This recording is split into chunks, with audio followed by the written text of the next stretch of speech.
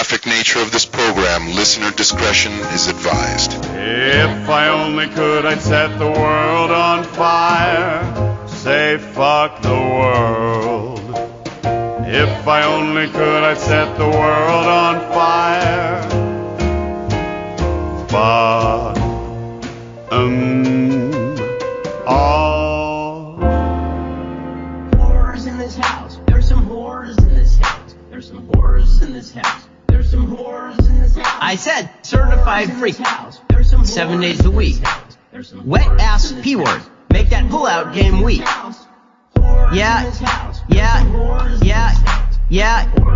you effin' with some wet-ass P-word. Bring a bucket and a mop for this wet-ass P-word. Give me everything you've got for this wet-ass P-word. Beat it up, N-word, catch a charge. Extra large and extra hard. Put this P-word right in your face. Swipe your nose like a credit card. Hop on top, I wanna ride. I do a kegel while it's inside. Spit in my mouth, look in my eyes. This P-word is wet, come take a dive. And continue along these lines. And it gets significantly more vulgar. Stay the fuck at home. Your podcast will fail. It's just a coincidence that you were talking about the Jack and Triumph show and I'm here. Thank you so much for having me on your podcast. Hey man, this is Kevin Smith, guy who makes all those unlistenable podcasts over at smodcast.com, and you're listening to the Two Strangers, One Podcast. This is podcasting. You're listening to Two Strangers, One Podcast. Subscribe to us on iTunes or on the Stitcher app for Android devices. Please visit twostrangersonepodcast.net. Now, here's Chris Cologne and Paul Pasquillo. Hello, and welcome to Two Strangers, One Podcast. I'm Chris. I'm Paul. And Paul, I'm dying here. I'm dying. We still haven't gotten any of the beautiful PUA money, as we started the last episode with the PUA. But I did get a notification from the Department of Labor saying, like, oh, we're going to be getting $300, maybe $400. Just keep holding on. Just hold on a little bit longer. Like, I mean, I was lucky enough where, like, I live inexpensive enough where I kind of squirreled away a little bit of money. But I feel really bad for people that are, like, really stuck on, you know, because I've been paying my rent, yeah. and you know, taking care of that, and as we were talking about before the episode started, I'm probably going to be moving soon. I'm sick and tired of the place I'm living now. I think my landlord, you know, as discussed many times on this podcast, the issues I've been having with my landlord for the past 6 months, or actually, wow, Jesus Christ, 8 months. It's just, in my mind, I think it's still June. For the past 8 months that I've been having with my landlord. Yeah, I'm gonna move again. And so, looking at apartments today, and it's so weird how, like, how is it that, you would think the prices would be going down with everyone, like, not working and shit like that, but I cannot find an inexpensive apartment. Well, I mean, I found one, and it's in the hood. Surprise, surprise. And it's, like, I already live in the hood, so I think, like, staying, moving to a slightly worse hood is not really going to change my life much. Hopefully, knock on wood. And, but it is a bigger apartment. It's a little more expensive, but then again, when you think of the price per, like, square foot, it's going to be nicer, to just, and plus, like, I'm sick and tired of my landlord and his bullshit. So, we'll be getting out of that. But, I don't know, we're getting these notifications like, oh, we may be getting, because it was $600, and that's what everyone was getting, and now it's going to be either $300 and or $400 that people are getting. They keep telling us. So I'm hoping and I'm expecting the way they worded it that it's going to be like a retroactive thing. People still haven't gotten that second stimulus check, but between those two, I think I'll be all right. Moving, because it's also like. Because I know once things get back to quote unquote normal and people and landlords start taking their tenants to court and shit like that, because I had explained in the past, my landlord wanted to jack my rent up. So, I think as soon as things go back to normal and they start taking cases again, taking people to court, like my landlord will probably try to, take me to court. So let me get the fuck out of here before it becomes a problem, So, how are things by you? Well, I'm working 8 hours a day now because, I have to be hourly. So now because of all this COVID bullshit, so I get to be one of the few people that has to actually work 8 hours in my company. So there's that. Now one of the things, now we're going back to school. We're getting ready. It blows my mind that we're like a week away from Labor Day. And I think we had discussed this the last episode also about, there's kids in the South who've already gone back to school. And, colleges that have already started going back to classes. And, of course, it's turning out to be a huge fucking catastrophe where, there are outbreaks and stuff like that and stuff's being suspended. But as for us, or at least as for my daughter, they're going to be doing the first 10 weeks from school at a homeschooling or or remote learning, I guess is the proper answer to that. And then they're going to reevaluate and see where we go from there. But that's weird because it's sort of 10 weeks beginning of September. That takes us September, October, halfway through November, which is 2.5 months. It's are teachers going to be giving out report cards? Are the parents how are they going to be doing? Obviously there's attendance in Zoom meetings and stuff like that. But it's going to be weird because how do you take official roll call? Or what if a kid is there and then Well, it's kind of. It just reminds me of this last semester that I had with my kid. It's going to be a clusterfuck. I'm going to be honest with you because, they want, they want these kids to be in front of the screens, and it's just they're not. I've heard some schools are and I don't think this is like this in New York State, but there's some schools that are well, you need to have, what is it? You need to be in school uniform. You can't be sitting on the couch. You can't be doing this. You can't be doing that. I'm well, first of all, fuck you. Second of all, fuck you again. And, no, I'm not doing that. Yeah. I've seen some of the schools that have gone back to kids going in school, kids have partitions at their desks. They have little plexiglass.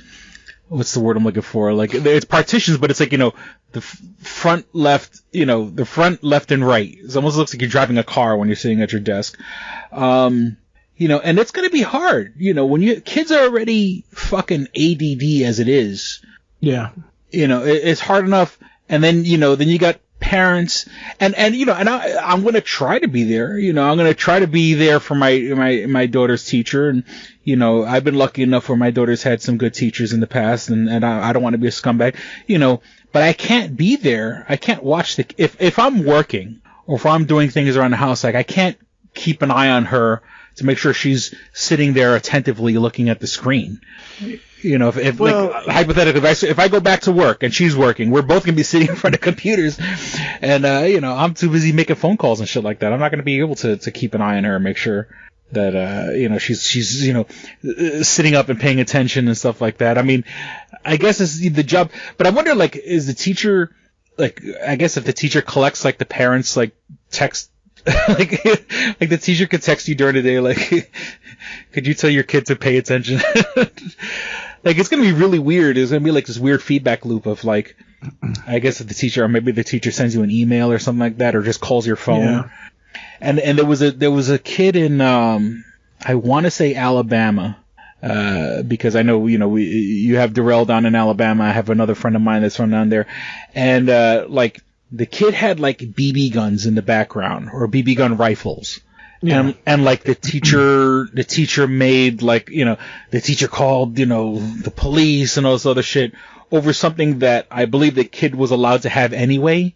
But just once again, and you would think something like that, how about you go to the parents first? How about you talk to the parents and say cause it wasn't like the kid was there pointing the fucking BB gun at the fucking camera. They were literally on racks hanging off the wall. Right. And the teacher made a big deal about it. So it is going to be pretty interesting like now I have to set up a corner of the house for my kid to go to class and stuff like that. And it's hard. It's, I mean, at least like, I think when I moved to my new place, one of the things that drew me to it, I mean, once again, I mean, it's in the hood, but the apartment itself is pretty nice. It's big for the money. It's just cheap because it's in a horrible fucking area. Where I can probably set up a corner where my daughter can, do her studies and not have an issue. But, it's so weird that now we have to set up, you have to set up a little space. Cause I mean, we do the podcast, but we're not doing a video podcast. We're not, we're not looking at each other. I'm sitting here, since it is the middle of the summer, God, but I couldn't stare at you. Jesus Christ. And it's funny because both of us are cause it just makes the recording better if we turn off the air conditioner. So I'm sitting here topless, sweating. Oh my, what are you talking about? If we turned on the camera, everybody would puke. Are you kidding me? Jesus Christ. People don't want to see my hairy nipples. But nobody wants to see me. What the hell are you talking about? Okay. And that's the whole thing is that, and what is it going to, well, I mean, at least Zoom and Skype, they do kind of, they put a compressor on the mic. So the usual background noises are suppressed or whatever. But, but then again, if you got, 16 people on a Skype call and everyone's got their air conditioners going, what is that? Is that going to be a lot of, I mean, hopefully, I don't know. It's, and then, what thing popped into my head the other day was, what about the kids that were on their way to being left back? Yeah. Cause every year there's summer school. Every year there's kids in summer school. There are kids who don't make the fucking cut. I mean, there were kids that this year basically got a free year, basically. Yeah, they got a free promotion. They got, a social promotion because, the school year ended ahead of time. Yep. And they, without any kind of paperwork or cause I'm pretty sure you can't just leave a kid back without, willy-nilly. I'm pretty sure you need paperwork to back it up and proven test results and stuff like that. But if the school year was cut, 3/4 or a quarter short, there are kids who were probably, if everything was back to normal, those dumbass, and I don't say dumbasses, but I'm just saying, there were kids that were on their way to fucking going to summer school. And, they didn't go to summer school. They got fucking socially promoted to the next grade. And it's bad enough. Then you got the parents, you got kids that are, who haven't had any kind of real education or real kind of routine, for education, for the past couple of months, and I'm not, look, there's fucking blood on my hands also, what I'm saying? It's not like I'm waking my daughter up every day at 8:00 in the morning and saying, okay, it's time to wake up, for no fucking reason. I'm saying? If I'm going to sleep in, I'm going to fucking sleep in. If I'm waking up at 11, I'm going to wake up at 11. So, it's not like, I've been keeping a healthy schedule myself, So, I don't know. It's going to be a swift kick in the ass come September when it comes to, the people with the social, with the remote schooling. Yeah, my son is supposed to be, right now he's supposed to be, he only goes to school Thursday, Friday, and Monday, Tuesday he's supposed to be doing online learning. And I said to the counselor, I'm like, listen, you need to give my kid more time to do stuff. You need to give him some leeway because there's no way that I'm going to fucking, deal with this. Mm-hmm. And, so he's actually physically going to school. Yeah, it's the hybrid one where it's 2 days in school, 2 days online kind of thing. So yeah. Which I think, after the 10 weeks, I think with my daughter, once the 10 weeks are up, they're going to do the whole, hybrid thing, which is I'm still worried about, any parent is going to be, it's totally justified in being worried about, having their kid go back to school or whatever do I really want him to go back into school with all this shit going on? No, because I know some stupid ass is going to send their kid into the school and, not tell anybody. So it won't necessarily be the kid's fault, or not the kid's fault, the the school's fault, but at the same time, it's like I don't want to deal with that. Yeah, it's just gonna be a big clusterfuck. All right. Let me see. I don't. It's so weird. Like I put notes together for the podcast, and it's so weird that like not much has happened in the past couple of weeks. My daughter turned 10, which is sort of weird. You know that like, you know, I started this podcast. You know, this podcast turned 8 a couple months ago. Mm-hmm. She's 10. And I think like I came up the other day. It was the anniversary of when you joined, because you joined episode 123, right. And here we are. This is 313, like 187, or actually this will be 188 episodes later. But yeah, it's so weird that like, and my thing is that like with this podcast, I mean, this may not be like groundbreaking fucking material, but you know what? If I fucking died tomorrow, at least there's like a record out there of like for the last couple of years of my life. I mean, you know, who would have thought like when I started this podcast that, you know, like if my daughter's mother would pass away, and, you know, and fucking the 50 jobs that I've had since I started this podcast, and all the apartments that I've moved to and stuff like that, and just trying to raise my kid. Like, you know, like with the very, very first episodes of this podcast, like, you know, there's like, you can hear my daughter like literally like in the background before she could like barely talk and stuff like that. And now, I don't know. It's just weird to see how you know, this is sort of just a record of my life. So even if I die tomorrow, like my daughter will have like some sort of record of my life. Now don't start crying. Well, I'm gonna start crying because I would say that, you know, I think we mentioned this last episode, but you know, New York Comic Con has been officially canceled. Oh Jesus. Yeah, and now I'm gonna start crying. But the people, and it's weird because for some reason I always thought that the New York Comic Con and San Diego Comic Con were the same organizers, and I don't think so. It gets confusing. Yes. Yeah. You know, New York Comic Con, the organizers are these people called Read Pop.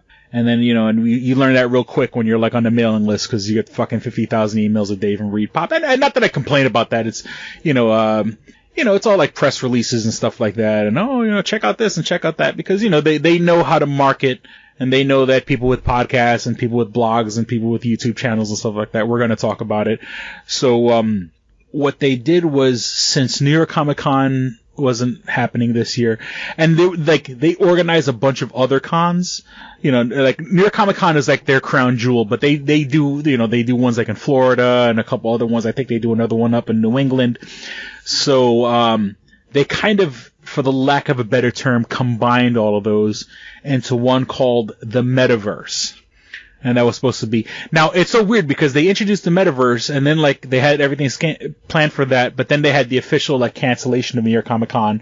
So now, New York Comic Con will have its own online Comic Con, the way San Diego did, and hopefully a lot better organized. And the same way DC FanDumb, and like pretty much the whole half of the podcast of the Nerdy News is all just DC FanDumb announcements and stuff like that. But like the DC FanDumb felt organized and well done. San Diego Comic-Con was a fucking clusterfuck. The Metaverse kind of came and went. I wanted to follow it, you know, and it's so weird when they have like, oh great, here we're gonna have this panel, and it's you know, it's all these superstars, but then it's like, you know, here's Jane Smith on how to like be a cosplayer. And don't get me wrong, that's how Comic-Con is, you know, like you could go to the big halls and see like, you know, the big panels. But it's so funny that like the same coverage, or the same, like, you know, here's the cast of Lucifer, you know, season whatever 5 on Netflix, you know, and then here's, you know, Jane Smith's guide to being a cosplayer. You know, right. And so it's like, you know, it's so weird how like, you know, they all, you know, they get the kind of same treatment, even though they're nowhere near the same. So the Metaverse, you know, and don't be wrong, I love New York Comic Con. I tried to get into the Metaverse. I couldn't. I like, you know, I watched a couple of videos, and I was just like, you know, you lose interest real fast. Let me see what else. College football. Do you give a shit that there's no college football? I give a shit that they're trying to do it. Like, I don't understand why, like, some of these teams think they can, like, just, you know, can even play at this point, because it's like, I don't think that's going to happen. Yeah, it's sort of weird, like, maybe because, like, I just grew up just not being into sports at all. Like, even though all my friends were into sports, and then, like, growing up in the 90s, like, friends of mine wore, like, it was sort of like the street thing to wear, like, college, university, like, you'd wear, like, the UNLV jacket, or, like, the St. John's, or like, I had friends that wore all types of, like, college, university, and that's the funny thing is, I know colleges more from just, like, stuff that people wore in the street. Like, I could give two shits. I've never watched, and, like, if I don't give a shit about regular sports, I really don't give a shit about college sports. And it's sort of weird how, like, there are these people that are fucking, like, dying now that there's no college sports. And I came across this really good post where they're like, if these schools are really struggling because the college football isn't going on, it just proves that they were really a football program that, like, did education on the side. Mm-hmm. If football's their fucking main focus, when they're supposed to be colleges, it's supposed to be pushing people. And don't get me wrong, I guess there's a market for it. There's that lame old guy, Al Bundy, I peaked in college sort of guy that likes college football because, like, that reminds them of their glory days and stuff like that. But, I just don't get it. Maybe because, and it's not like my family, it's not like there's a big university that, like, everyone in my family went to or anything like that. So I have no legacy to follow or anything like that. So I could give two shits about college football, and, it just seems to me, and especially, like, when you hear all the stories about, like, how college players get fucked and, like, they don't get paid well or they don't get paid at all. And, I mean, I think that's more with the basketball, but still, it's like a fucking, it's like slavery, what I'm saying? Oh, but they're getting a free ride. No, they're not getting a free ride. They're like, well, they're getting a college education, but it's sort of at the expense, like, you're only getting this college education because you know how to throw a fucking ball. It seems like people getting education for the wrong fucking reasons, because, you gotta have, because the sports are fucking, it's mostly a minority game. You know what I'm saying? Like, all the people on the field are minorities, but all the people who like watching it are fucking white boys. It's like an extension of slavery or something like that. I don't know. I mean, that's my hot take on college sports. I don't know. I just feel like, unless you're kind of doing what the NBA or the NHL, for that matter, are doing, where they're in a bubble, I mean, I feel like you're setting yourself up for disaster. Major League Baseball has been doing okay, but they've had to cancel a lot of games because, they're not in a bubble. They're just, you know what I mean? Like, oh, look, here's another COVID case. Now we got to shut down the whole thing. Oh, that's great. You know what I mean? So yeah. It's just like, and then, it's not also, whenever they do something like this, it's not just, it's not just the players. You got people who got to work the lights. You got people who got to work the cameras. You got people have to work, even though it's like, okay, there's no audience there. There's still a fucking crew of people, union workers that have to make sure that the fucking stadium itself is up to fucking snuff. You know what I'm saying? People that clean the studio, people that clean the stadium, people that, make sure everything is organized. There's a whole crew of people that have to come to work and get shit done before the players even touch the field. So, it's just asking for trouble, and I mean, I guess, maybe it's because I'm more like a nerd and I like nerdy shit and superhero stuff or whatever, that, like, sports doesn't appeal to me, but, like, to me it seems like such it's a waste of fucking effort. But I guess, some people need their sports the way I need my fucking, Batman movie or some shit like that. Yes, you do. Yeah. So I don't know. Maybe it's because I don't get it, and I'll try to be open-minded about it, but it seems like a lot of work for fucking no payoff. Let me see. Did you hear the Ben Shapiro wet ass pussy? What? All right. So Wait, what? So Cardi B came out with a song called WAP, W-A-P, wet ass pussy. I've heard, yes. Okay. there's another girl, something the Stallion or the Stallion or some shit. It's some other girl that I never heard of, but I guess, Cardi B is like making her famous because they both did the songs together. So, then there's conservative talking head Ben Shapiro. He starts talking about the lyrics of the song. So, and it's him like, but obviously he can't curse, but he's like, this wet-ass P-word. Come get some of this wet-ass P-word, and extra large, and I'm in charge. And it's him reading the lyrics.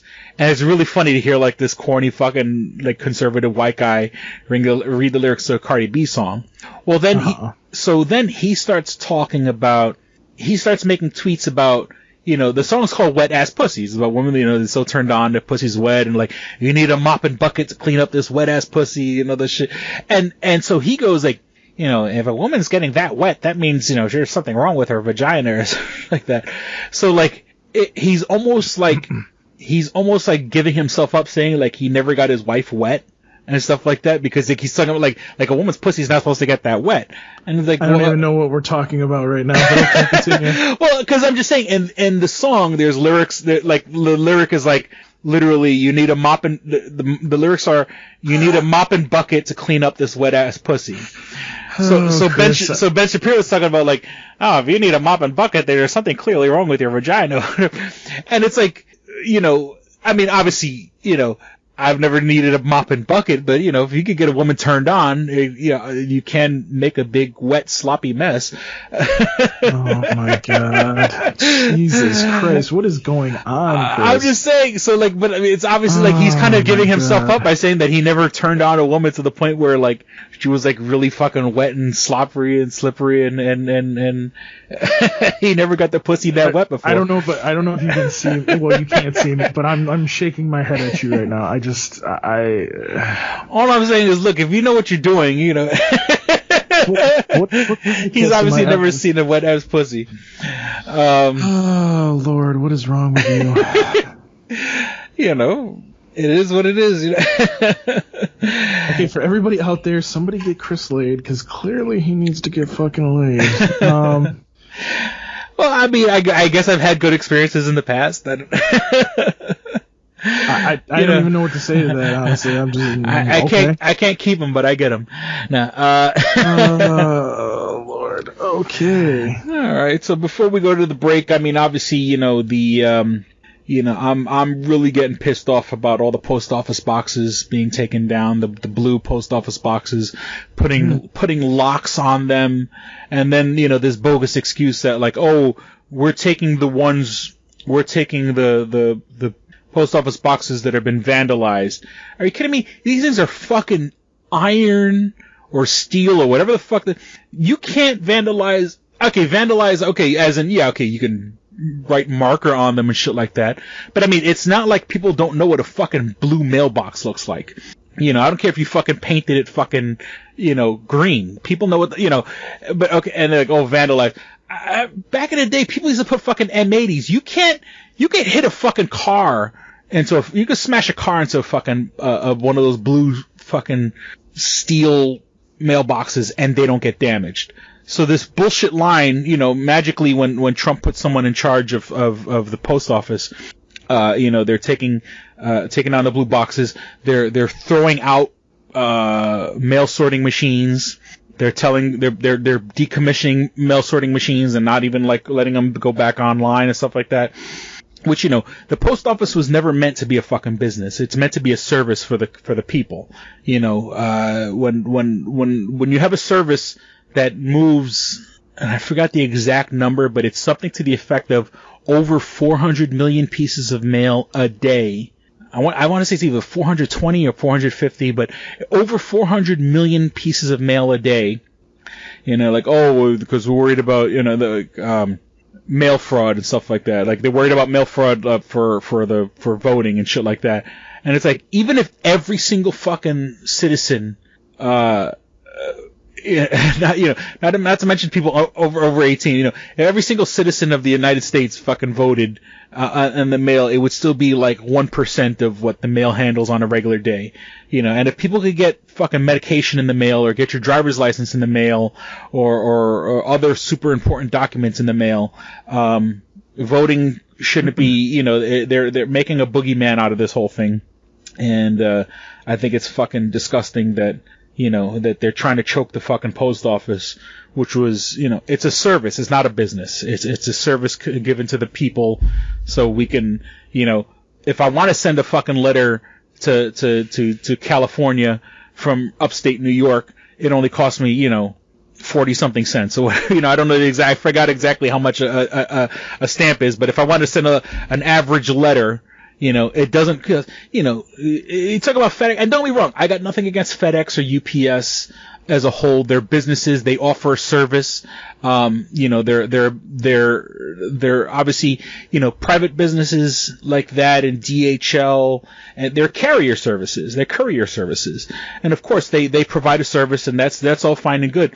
You can't, this attempt to fucking choke the post office so they can get it privatized, it's going to be ridiculous. Because if you walk into a FedEx, and mind you, I work for FedEx, it's just full disclosure, but the cheapest fucking option for FedEx is $16. For you to get anything anywhere, you're paying $16. So from fucking 47 cents or whatever a stamp is these days, to $16 is a huge fucking jump. And obviously, FedEx has its own infrastructure and its own planes and its own airports. I mean, so does the post office, obviously, but, the post office employs so many people, and I have, my god sister, my godfather, I have, uncles and great uncles and cousins and family in Puerto Rico that work for the post office. I'm pretty sure I have family members here in the United States, in the United States, like Puerto Rico is part of the United States, but in the continental United States that work for post office also. And it's it blows my mind that people are letting this shit happen. And what really kills me is the people who work for the post office, and their boss goes, oh yeah, take down these fucking 50 mailboxes. And it just blows my mind. It's can't you fight it?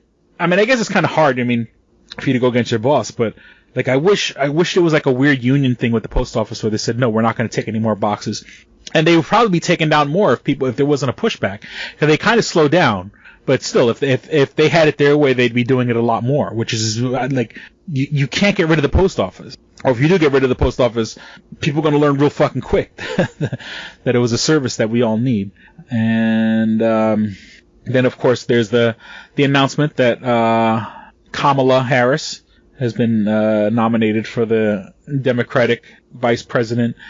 There's all these fucking dummies saying that as soon as Joe Biden wins, he's going to step down, which I think is that's stupid thing to think. That's really stupid. And then there's other people. I had these other people on my Facebook, where they're he only chose her because she's black and she's a woman, and that's racist because you're not letting a white guy get the job because he only because she fits the right profile or whatever. And I'm how about the fact that when Kamala Harris and Barack Obama, they've known each other for 30 fucking years. They were friends. They knew each other back when both of them were nobodies, when I think they both worked out of Chicago or Illinois. Don't quote me on that. My point is Kamala, I want to say Kamala because I keep thinking of the wrestler. Think of a comma. Kamala Harris knew Barack Obama before he was Barack Obama. She supported him back in the day. She was part of his original team. He became a thing. He brought Joe Biden, and of course Joe Biden had his reputation as a senator from back in the day, but Joe Biden wasn't exactly a household name before Barack Obama fucking made him his vice president. And so now Joe Biden is sort of returning the favor by having Kamala Harris as his vice president. You know what I'm saying? Don't get me wrong, it's still this weird kind of fucked up favoritism, cronyism, but for people that are oh, he just chose her because she's black and she's a woman. How about the fact that she helped his old boss get his reputation, so he's sort of returning the favor. So I don't know. It just, for people that are oh, he's just because she's a black and a woman, or the people who think that, as soon as he gets to office, he's gonna resign and make her the fucking vice president. That's just fucking bullshit. And then one last thing before we go to break. I have a lot of real left leaning progressives. and everyone's getting bent out of fucking shape. And don't get me wrong, I'm not a super big Kamala Harris fan. I'm not a super big Joe Biden fan. But for the time being, you know what? You got to eat some shit. You know what I'm saying? All over my Facebook, I had Bernie Sanders. I had, AOC. I supported them. If I had it my way, I would be voting for Bernie Sanders. And I'm pretty sure, and there's going to be people that are going to like penciling in Bernie Sanders on election day. And it's like, you're giving Trump you're giving him headway by just go for Biden. I understand, yes, this is not what you wanted, and this is not, this voting for Biden, they're no different than Donald Trump or whatever. And it's like, it's a step in the right fucking direction, and I understand, I understand everyone's a little butthurt about Bernie Sanders not getting the nomination or other progressives, and I understand. And the Democratic, the DNC needs to get their shit together. Yes, they do. But for the time being, fucking toe the fucking party line. The Republicans have been doing it to the point where they have their heads up their ass and they're towing the party line for fucking Trump, and, I'd rather do no extra damage than let headway to the guy who's been doing nothing but damage for the past 4 years. Mm-hmm. When Biden gets elected, he ain't gonna do shit. Fine, I'd rather have a guy not doing shit than Donald Trump fucking, allowing fucking literally hundreds of thousands of Americans to die. And that's it, unless you have anything else before we go to the break. Since you kind of went through all of that really quickly. Sorry. Post office boxes. Let's just say that I've been on this earth for 36 years and I've never seen anybody remove post office boxes. So, anybody that gives you the excuse of, they do this no, they don't. They don't do it on a regular basis. It's never happened in my lifetime, and that's bullshit if you're trying to play that game. Yeah. Those are steel fucking boxes. And now I remember, look, I'm talking about New York City before Giuliani cleaned up New York City, when you can go and get the most craziest illegal fireworks in Chinatown that no one could fucking, and people used to get blockbusters. A blockbuster is a quarter stick of fucking dynamite. People used to stick blockbusters in fucking post office boxes, and the post office box would maybe get a dent, saying, like, it would get pushed out a little bit, Are people fucking putting blockbusters in fucking mailboxes anymore? No, that shit doesn't happen. And even if they did, okay, fine, you replace that one box. Not to see this shit where you see 40 boxes on a fucking, we're trying to consolidate. Well, fuck you, consolidate. Those mailboxes will fucking survive a fucking apocalypse. There's no reason to take them down because of quote-unquote vandalism. I don't give a shit. Like I said, the post office box is the most recognizable thing in the world. It's a bunch of bullshit, honestly, and I can't, as the kids say, I can't co-sign that. Sorry. Yeah. It's such an obvious abuse of power. So Kamala Harris, why did you have to say Camilla? Jesus fucking Christ, now you're fucking me up. Comma, like they think of the comma, like Kamala Harris. Kamala Harris. I honestly thought, okay, Biden's gonna pick her for, attorney general. Makes sense. She was an attorney general in the state of California. I think it's a great idea. Whatever. Mm. So he picks her for vice president, and I'm just like, you realize that this woman has some problems, right? Yeah. She has problems. I'm not even kidding you. Me and Darrell have had this conversation. Remember, Darrell's a black man. So, and don't get me wrong. I understand why they're doing it. They want to have, they want to get the black vote. And by the way, it's worked because there's a shit ton of black people now that are saying they're going to vote for Biden. But, you had a woman by the name of Val Demings out there. Wonderful person. She was pro-police, pro-everything, that kind of stuff. She was kind of like the perfect candidate that could be, for Biden. And he decided to choose Kamala Harris. And I'm just like, come on, dude. Why did you have to do me like that? You know what I mean? Yeah. I just. Yeah, I'm not exactly thrilled myself, but it's just. No, I'm still gonna vote for Biden. It's just, I'm like, out of everybody that you could have gotten, why did you have to go there?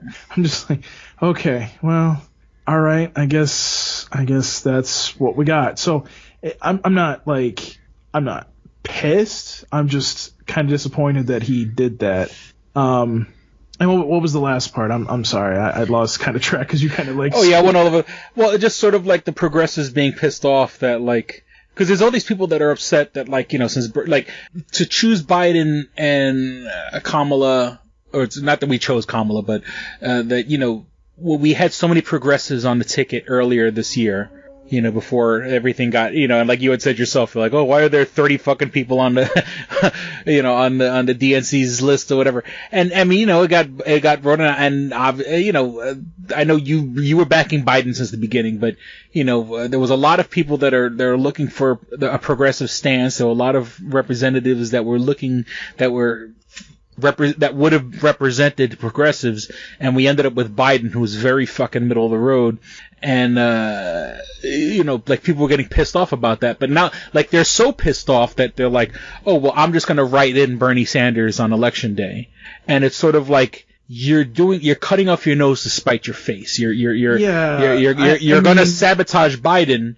You're pissed off because, you know, Biden's so middle of the road. Okay, fine. But, you know, you're going to put a dent in Biden that all that's going to do is give Trump, an advantage. By putting a dent in Biden, because you're upset that Sanders didn't get the ticket. And, you know, I was all for Sanders. I had him all over my fucking Facebook, you know, and all this shit. And, you know, I mean, obviously, you know, I love myself some AOC, you know, give me some Alexandria Ocasio-Cortez all day, every day, you know, and, you know, but it's one of those deals like, okay, fine, we didn't get what we want, but we now, you know what I'm saying, you don't cut off your nose to spite your face. You don't say, well, I'm going to burn it all down because they didn't give the candidates that I liked. And it's sort of. Well, she even said that, she's like, listen, like, I'm voting for Biden, but remember, like, once we get him into office, that's when we got to start fighting for things. And listen, the one thing that I have to say to progressives is this. Listen, I get that you want all these free things, but here's the problem. We have this huge mess that was caused by a guy that didn't know how to run the government in the first place. So while you want to do all this other stuff, we have to pay for all the rest of this stuff that he fucked up. Mm-hmm. And we have to repair the relationships that we have, because if we don't do that, we're not going to, like, we can't get the things that we need to get. We can't repair our economy. We can't do all this other stuff. Because here's the thing. Part of the thing with our economy is people overseas buy a shit ton of stuff from us. Mm-hmm. So if some country hates us that we actually like, we're not going to get anywhere with this. So it just doesn't make sense. You know what I mean? So I don't know. I think people just need to shut up, swallow their pride, and just understand that. We'll get him next time, Tiger. Yeah, I mean, it is what it is. You know, it's not like you're going to get, you know, nothing's going to happen. Like, you know, like, you're not going to get hurt here. Like, it's all going to be good. Yeah. You know? So. Yeah. So, I think with that, we'll be back with more dick and fart jokes. This episode of Two Strangers, One Podcast is brought to you by Comics Etc., 1115 East Main and North Goodman at the Hungerford Building, door number 8. Find out more information at comicsetc.biz or like them on Facebook at facebook.com/comicsetc1. Did you ever see a film at such a young age it left you traumatized with cinematic wounds? Necrophilia. It's a dead issue, man. Don't push it. Cinema Psyops is a weekly podcast documenting an ongoing experiment on the mind of an unwilling test subject. No one should have to watch this movie. Oh, no one should have to watch this? No one should have to watch this movie. Surprisingly, it's not a topic that a lot of people really want to tackle. I'm shocked, prudes. I know, really. Right? It's the next sexual frontier that no one wants to explore. I am, in the most sincerest of senses, disappointed in you. It takes a powerful goddess like Connie, jam her arm down the monster's throat and kill it. Oh, I'm still tripping out over that. Even as a kid, I was like, I gotta find a girl like that. Every week, I get a new look of disappointment that I never thought I could get out of her. Unimaginable. At 12 years old, you should not be watching this movie. Obviously. At 13, you should not be. 14, you shouldn't be. I'm not entirely sure even 17-year-olds should be watching this. Just because you're offended by something doesn't mean that you have the right to demand that it doesn't exist. Watching this film again, I had all of this like little nerd glee with everything that kept little popping history up. all popping up absolutely. at you. So I totally loved this film. Hey, I know why you couldn't see that. It's because your brain's warped watching this shit at 12 years old. Yeah, this is a rough movie. I told you ahead of time when we were getting ready to do it that it was going to be a rough How could you watch one. this shit at 12? Because physical wounds heal, cinematic ones don't. Listen to Cinema Psyops. Victory Championship Wrestling presents Lethal Leap Year, on sale now for $9.99. Don't miss a single body slam or epic moment. Witness the showdown between Big Smooth and Johnny Slaughter for the BCW Championship. Go to bcwaction.com for exclusive events, only found on bcwaction.com. And as an added bonus, the first 100 people to order this event will receive a free front row seat to the next event. And we're back. All right, Paul. So I have the nerdy news, but my nerdy news is pretty much everything that happened at DC FanDumb. Let me kind of quick go through some of the other things before we get to the FanDumb stuff. Well, I mean, we'll get to it in a second. Obviously, I'm a DC fanboy, so I'm super excited. Lovecraft Country. I think the other day I had made this weird post that you were like, "What the fuck did you put?"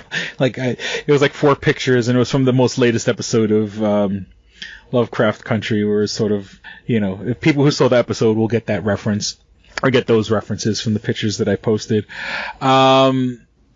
It's good.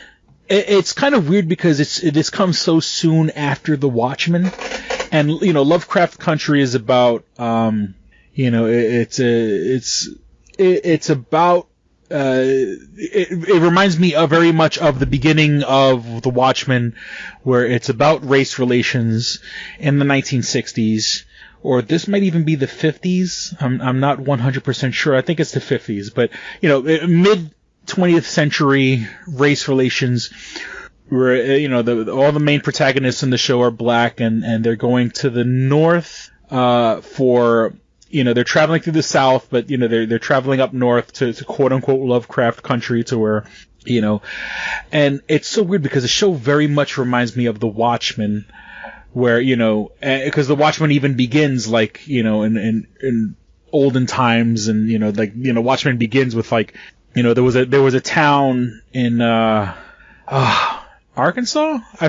Jesus, I can't believe I forgot already. And forgive my racial ignorance, but there was a town that was basically what they called the Black Wall Street. But back in the day, they're very, very doing very well, black entrepreneurs and businessmen, and basically the Klan. And this is like based on a true story. The Klan was so fucking fed up with that town and so angry with it and so upset that like black people were doing something, making progress, that like they bombed the city from like they literally had like planes fly over and drop like homemade bombs on the city, and they burnt down fucking buildings and shit like that. So it was based on a true story, and so for Lovecraft Country, right after Watchmen, to kind of talk about like really race relations, and like the very first episode, there was a thing where the characters get stuck in what they call a sundown town, and I had an old coworker tell me about this a long time ago, where like it would be in the South, and you walk into like a gas station or you walk into a corner store or something like that, and there would literally be a sign on the register that says, "When the sun goes down, I better not see your black ass around." And it was basically like if you see like these towns that like if you were black and you were driving after sundown, the cops would just pull you over. or you hope, the cops were fucking, the cops were also, Klansmen, on their off time. And, if you got caught after dark in these towns, they would go through the motions of arresting you, but you'd end up being lynched, for the lack of a better term. So, like Lovecraft Country, the first episode kind of has, they mention sundown towns, and they get stuck with these fucking crazy ass police officers that are trying their best to kill them. It's not as interesting as The Watchmen. It's a little boring, and I hope that kind of picks up. Like if they made the episodes maybe like half an hour or just 40 minutes instead of trying to pad out a whole hour, the show would probably be a little more entertaining. The special effects are pretty decent. They've had, or in the past 2 episodes, they've had monsters in each episode. They even had it's a fantasy scene. The guy's kind of having a dream, but they actually show Cthulhu in one of the scenes and stuff like that. So I'm digging it. I'm getting it. Maybe, as the episodes go, it'll stop being so because they finally get to where they need to get to, and there's this mysterious place, but it's like this old, fraternity, but it's a bunch of old white guys in tuxedos and stuff like that. So, and there's a whole mystery behind that. So it's kind of hard to explain, but it's okay. I mean, we're only 2 episodes in, so there's still plenty more to go. But, it's worth a shot if you have HBO Max. Like I said, it very much reminds me of Watchmen. And then also just recently on Netflix, there was a show Umbrella Academy, which also this particular season it's a time travel season, and they end up going to the 60s.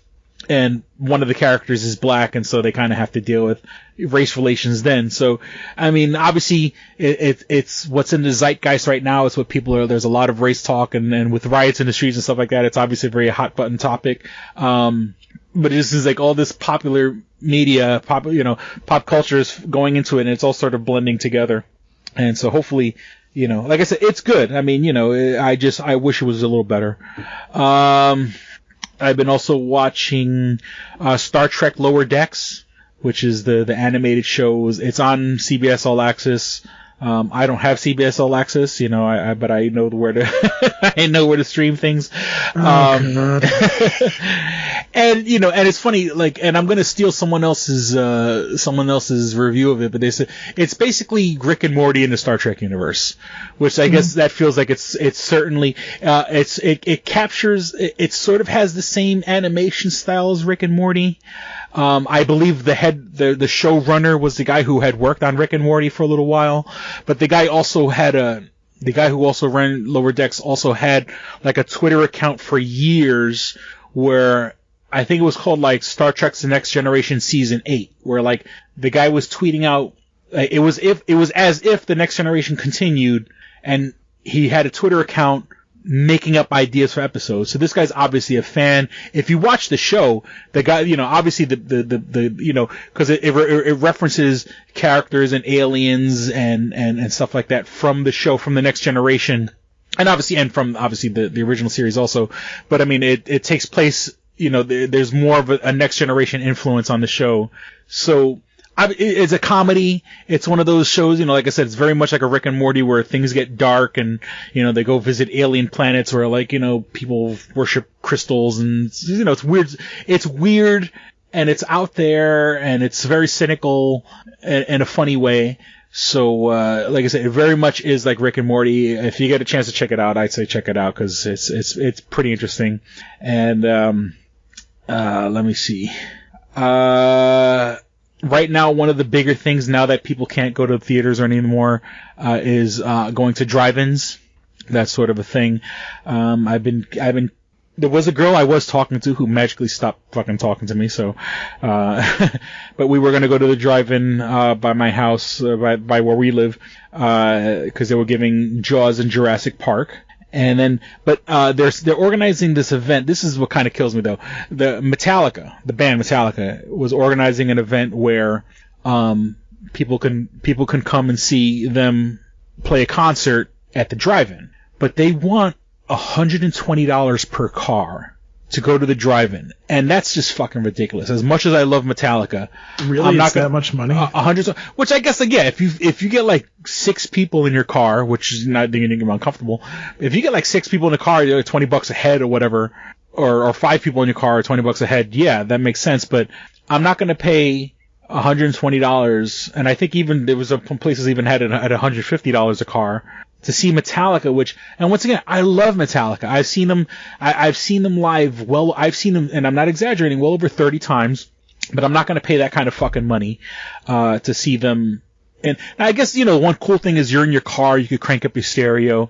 Other people there obviously like Metallica, so they'll be cranking up their stereos and shit like that. But it's like to sit in your car to see a live, and I don't even think it's a live show. It's like I think it's taped. Yeah, it's taped. Yeah. And to see like a show, and it's sort of like, I'm not gonna now. And what kills me is that a couple years ago they did live stream a concert, or maybe not live stream because they were filming it in Germany, but it was like a couple hours old when we saw it, and I paid maybe $20 or $30.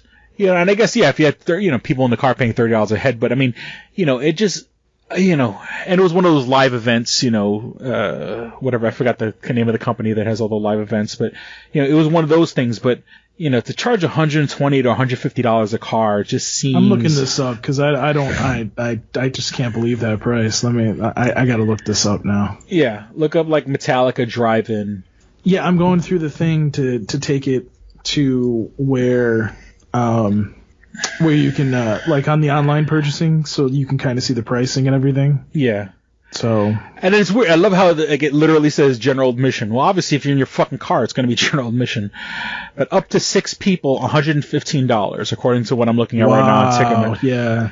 $100. So it's like $115. Yeah, I guess if you get everyone in the car to pay $20, or maybe less than $20, but still, it's like.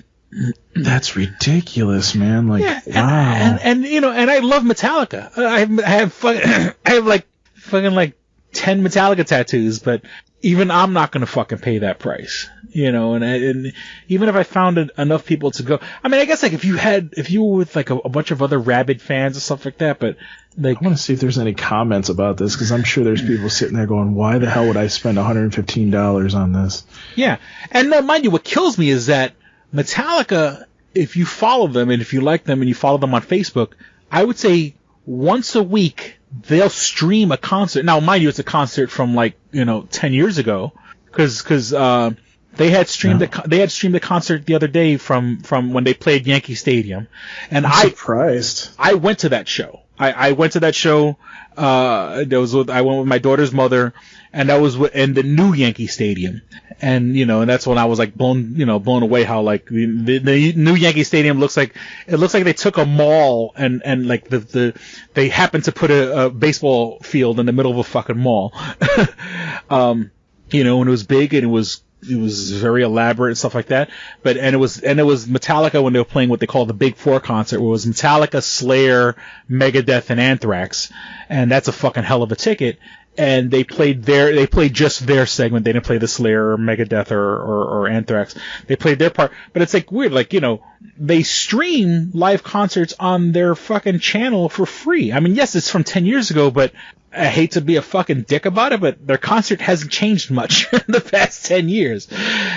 So it just feels weird that they would charge so much, to say $100, and I can understand $20 a head to get in the car, you know what I'm saying? I kind of understand that, because it's more than just the movie, but to just smack you with $115 per car, it's sort of, I don't know, that's just being greedy. That's overkill. And I mean, and I know Metallica already has enough headache from the people who don't like them after the whole Napster thing years ago, so, as much as I love Metallica, sorry, they're not getting my money on this one. Okay. And the last thing before we get to FanDumb, we were talking about Kamala, the wrestler from the 80s, passed away. I mean, I don't mean to laugh or whatever, but they said he had COVID. And now, mind you, years ago he had bad diabetes, where like he didn't have either. They cut off both his legs, or at least like just past his knees. Like he didn't have lower legs because he had very, very bad diabetes, and he caught COVID-19. And he was an older guy, high blood pressure, diabetes, every checked off everything on the high risk.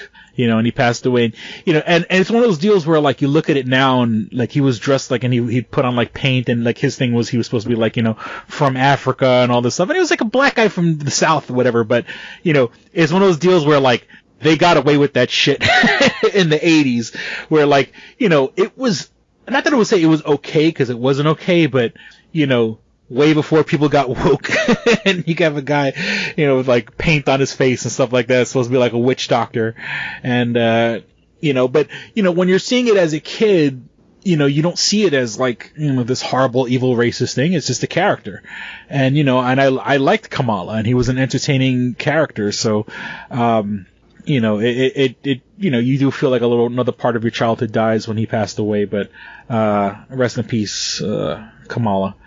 All right, so let's get to the FanDumb events, DC FanDumb, which ironically enough, like a couple of days before the FanDumb, they were hyping it up, and this is supposed to be even on your end during the Toonami, the past 2 weeks, Toonami they gave like 4 Batman animated movies.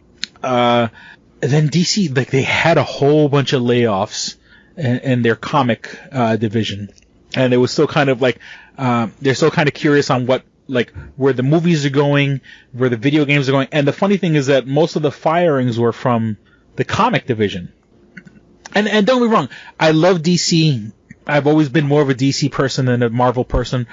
Marvel makes more fantastic books. Like Marvel makes great books, but they're not good with like keeping continuity.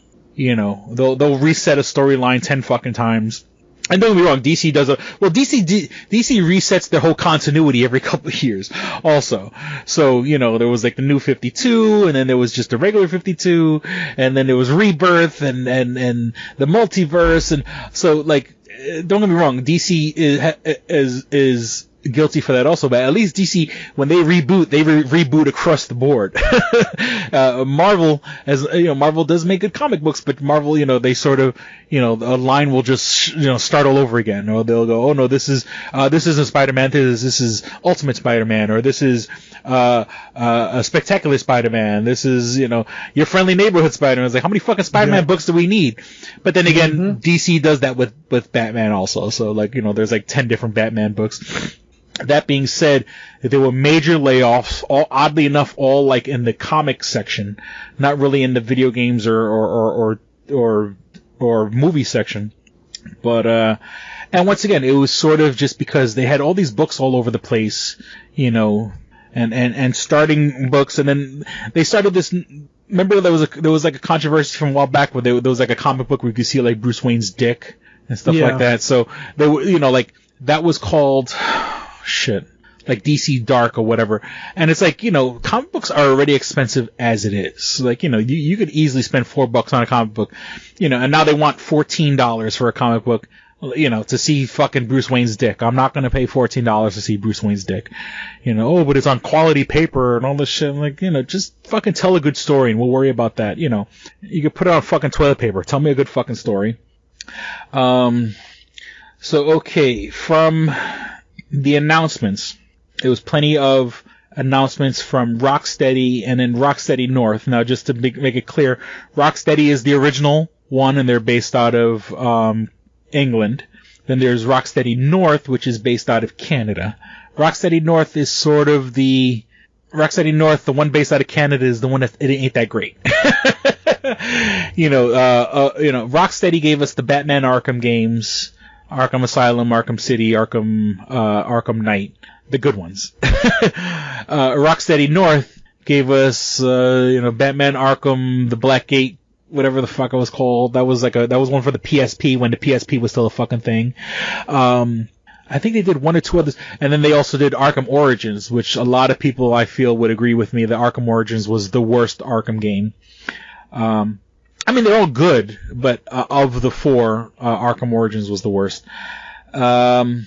So Gotham Knights is being done by Rocksteady North. So I'm a little worried about that. They and the funny thing is when you watch Arkham Knights, and oddly enough, it's not connected to the Arkham universe.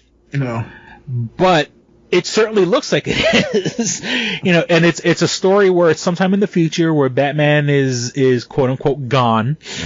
I don't think he's necessarily dead. He may be dead, or he may have faked his death, or whatever the case may be.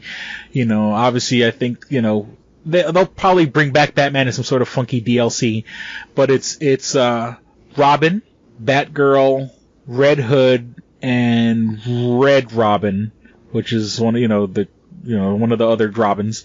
Oh, you mean the restaurant? Oh.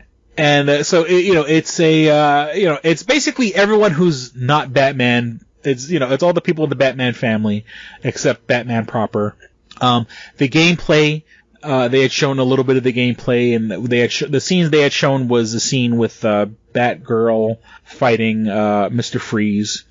And once again, it's not tied to the Arkham universe because in the Arkham games you stop Mr. Freeze and whatever, but it plays the same way. It's sort of a beat 'em up button smasher. Now don't get me wrong, I love those games, but and I liked in Arkham City, which was sort of like a cool like puzzle game and stuff. Like it had puzzle parts, and then it had battle parts, and then then it had a lot of the Batman lore. Like if you were a fan of the animated series, there was a lot of Easter eggs, or they had like references to all these characters from the animated series, because it was the writer of the game was Paul Dini, like one of the head guys who fucking helped make Batman the animated series.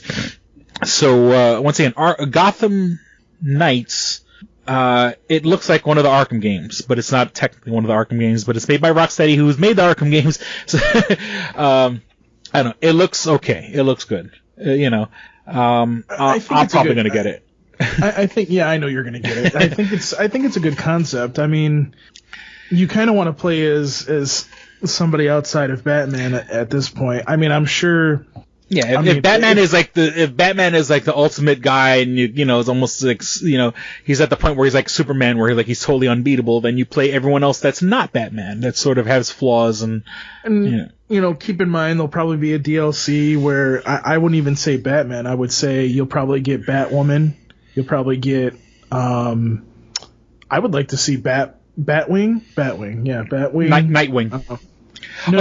Nightwing's in it. Oh, that's right. Yeah, Nightwing's in it. Yeah, I'm sorry.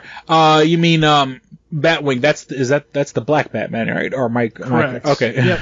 Well, yeah. There's this rumor going around that there might be a comic book series where Batman's black, and I'm just like, oh god, here we go.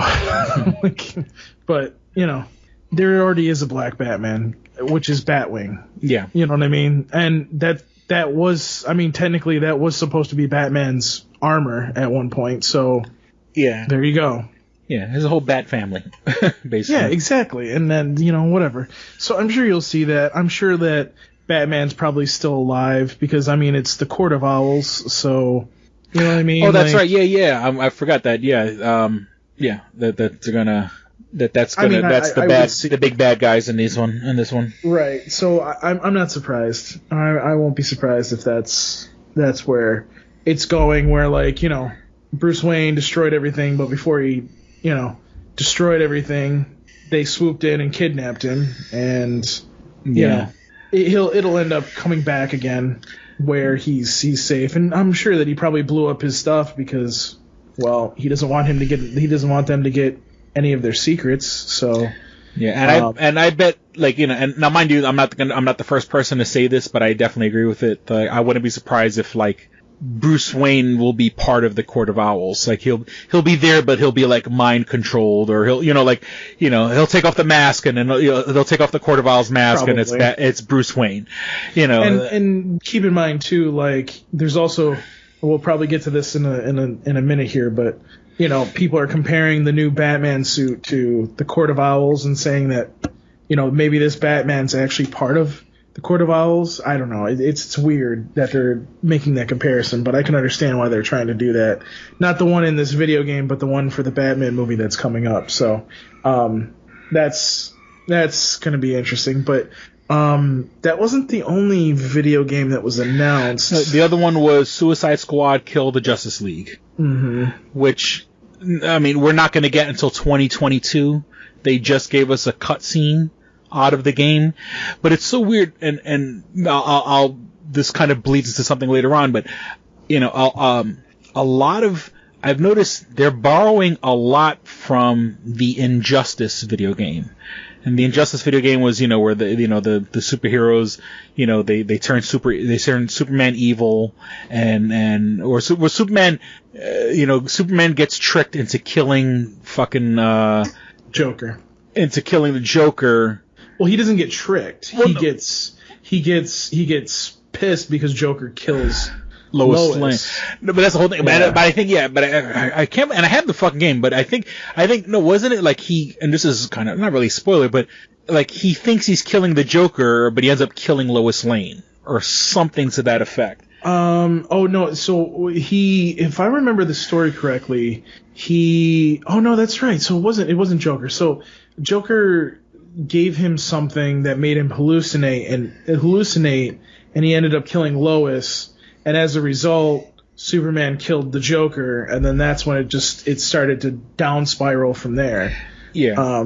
So yeah, I mean, I'm sure it's probably something that involves that. Yeah. I mean, it kind of makes sense because you could kind of connect this with the Injustice games if you're doing it the way that I think they're doing it, because, Harley Quinn does join Batman to help him, stop Superman and all the other idiots. Yeah, and she looks like the Harley Quinn it almost looks like the Harley. Well, I mean, the Harley Quinn from Injustice is because there's a million. Like when you play Injustice, there's a million outfits, but the outfit that she's wearing looks like one of the outfits from the Injustice game. Right. So I mean, I'm not saying they're connected, but they're like, I guess there was enough people that played Injustice 2. I mean, and it's a great game that I think they sort of. It's influencing, and then also like later on I'll mention how it's also influencing the Suicide Squad movie. But so there's a cutscene where it's Captain Boomerang, King Shark, Harley Quinn, and Deadshot. Now mind you, the Gotham Knights is not an extension of the Arkham universe, but Suicide Squad is. At least that's what was announced. But one thing that doesn't make sense is that in the Arkham games, Deadshot is not white. I think Deadshot is like Spanish or something like that. But, in the Suicide Squad trailer, if you watch this one, Deadshot is black. And it's like, and I guess maybe they're taking more after the movie, but if this is part of the Arkham universe, I hate to be that guy, but Deadshot was in one of the, in Arkham, either Arkham Origins or Arkham Knight, and he was a white guy. Or when I say white, I mean, Deadshot was in the first game. But long story short, the character was not black, I guess. And so, it's one of those deals where who knows? We'll find out what it is. Or they'll say, this is a different Deadshot. It's a different guy who has the exact same ability of being the perfect shot. But so, just, I don't want to, be one of those guys, but just putting that out there. He's being one of those guys. But they did have the cutscene where, they're like, they're the targets, in, because, they get sent after, they have to go and eliminate targets, or like Amanda Waller blows up the bombs in their head. They're obviously like slacking off. They were kind of hiding because it's like the middle of a fucking, Brainiac invasion, because you see the big Brainiac ship in the background and stuff like that. And then Superman shows up. There's a helicopter crash. And Superman shows up with the helicopter pilot in his hand. It looks like, Superman, is rescuing the helicopter pilot. He looks at the Suicide Squad and then just fucking uses his laser vision and just fucking turns the helicopter pilot to dust, showing that, Superman means business. And so, it is going to be interesting to see how, Suicide Squad, which is like a guy that throws boomerangs, a girl that's a gymnast, a weird shark man, and a guy who could shoot really good are going to fight fucking Superman. Yeah. And it says fight the Justice League. So, not only do they got to fight Superman, I'm assuming we're going to see, technically Batman is dead in the Arkham universe, but, some version of Batman, but, there's still Wonder Woman, there's still Green Lantern, there's still Aquaman, there's still, they're fighting the whole Justice League. I mean, Superman may be the last one, but, these guys, once again, Captain Boomerang just throws boomerangs. Harley Quinn is a gymnast. King Shark is just a big, muscular shark guy. Deadshot is just a guy who shoots well. They're gonna fight the fucking Justice League, but I mean, keep in mind, like, you got somebody like Deadshot, who could easily have like a kryptonite laced bullet. True. And shoot Superman. So, let's keep it real. I mean, I'm sure that they have or will be given something where they can kind of take out Superman, because you can't just be like, go kill Superman when you can't kill Superman unless you have that. So, yeah, that's true. Yeah, they may give him now that you mentioned the whole Brainiac thing, like, I was a little confused by that, because if it is in the Injustice universe, like, Superman was sent away at the end of the second Injustice. Batman is still alive, and they were just restarting. Like, I wouldn't say it's a new Justice League. It was something else. I can't remember what it was off the top of my head, but you know what I mean. Like, it's confusing if that's where they're trying to go with this. Yeah, I mean, the whole link to Injustice is just sort of speculation. I mean, it could be just Brainiac shows up and maybe Brainiac convinces the Justice League to turn evil. Maybe that's what it is. Maybe he takes control of them. Yeah, he shows up and he's like, all right, I'm going to fucking turn, your heroes against the world, and it'll help me, to get this, it'll help me with my goal by just decimating the whole fucking population, Right. So, I mean, it's still up in the air on exactly what the story is, but I mean, I'm just saying is that there seems to, like, obviously there's this, I think a lot of people played Injustice and it kind of got stuck in the back of their head, so, because, I mean, not for nothing, even like the ship looks like the ship from Injustice, the Brainiac ship. But that's just, this is my opinion. Okay. Those are the two games. There is the Suicide Squad movie being directed by, James Gunn, who, during his brief firing from Marvel Disney, went over to DC and said, fuck you, I'm gonna make Guardians of the Galaxy 3 except with the Suicide Squad. And I mean, I'm not saying that he did that on purpose, but like when you watch this movie, when you look at it was sort of like this little vignette of like behind the scenes of stuff and all the characters and stuff like that. It certainly has the feel of a Guardians of the Galaxy movie, where everything's just really fucking ridiculous. Like, there's like reality just thrown out the window. When you got characters like fucking Polka Dot Man and, and a couple other characters, but, I don't know what the continuity of this movie is, because they're saying it's a 70s war movie, but then again, how the hell is Harley Quinn in it? And who else did they bring it back? Oh, they're bringing back, Captain Boomerang. So, I don't know if I think maybe they're saying a 70s war movie where, like, they mean, like, that's an influence. Like, it's gonna, like, kind of has that real, like, gritty, we're gonna attack people on the beach sort of thing vibe to it. But, it looks good. It has 1 million fucking people in it. John Cena, Steve Davidson, Dave Dasmalchian, whatever the fuck his name is, from a bunch of things. He was in Ant-Man, and he was in, he was technically in The Dark Knight. Flula Borg, the German comedian. Mm-hmm. Peter Capaldi, the guy from Doctor Who, the old man who plays Doctor Who. There's like 1 million. I'm not even exaggerating. There's like 16 or 17 fucking superheroes in this movie, and that's not even counting whoever they're supposed to be saving or killing or whatever. So, I think the bad guy right now is still, or the person that they're supposed to be killing or fighting or whatever is still technically a mystery. So if there isn't enough fucking people, which just comes to prove that if it's a movie called The Suicide Squad, a lot of these motherfuckers ain't making it to the end. If there's 16 or 17 people, maybe 4 will make it to the credits alive. So, it's gonna be, it's kind of fun when you think about it, because that means anybody could fucking go.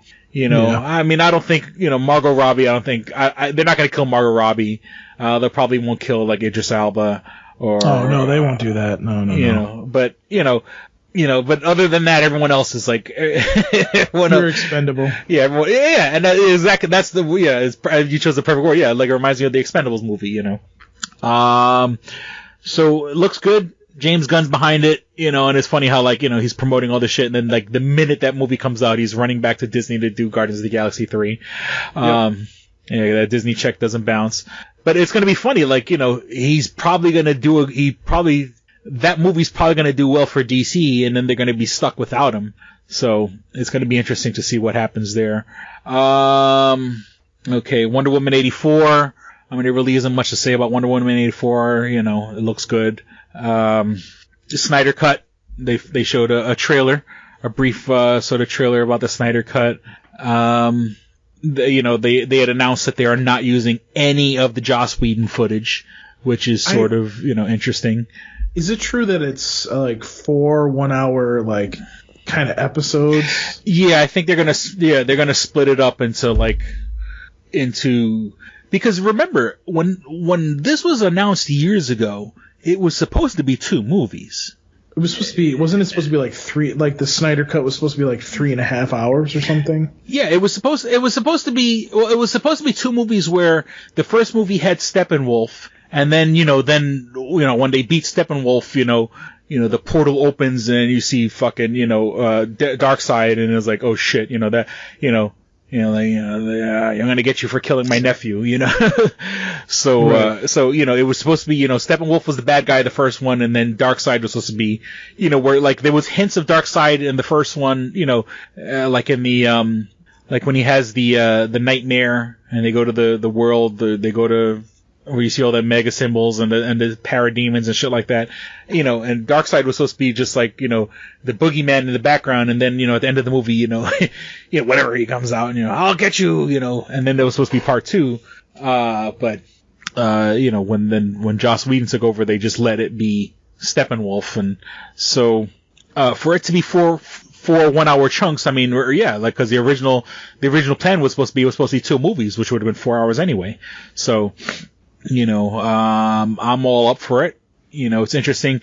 Like, I don't know, like, cause they said they're not gonna shoot anything with live action, but I mean, it's like, how do you not shoot I mean, maybe they have enough, maybe they, like maybe we only saw just a portion, of the reshoots, and maybe they had plenty of stuff already saved on film where they can kind of composite together, where it's all special effects and stuff like that, and take one scene and mix it with another and kind of put that together. But, it's really interesting.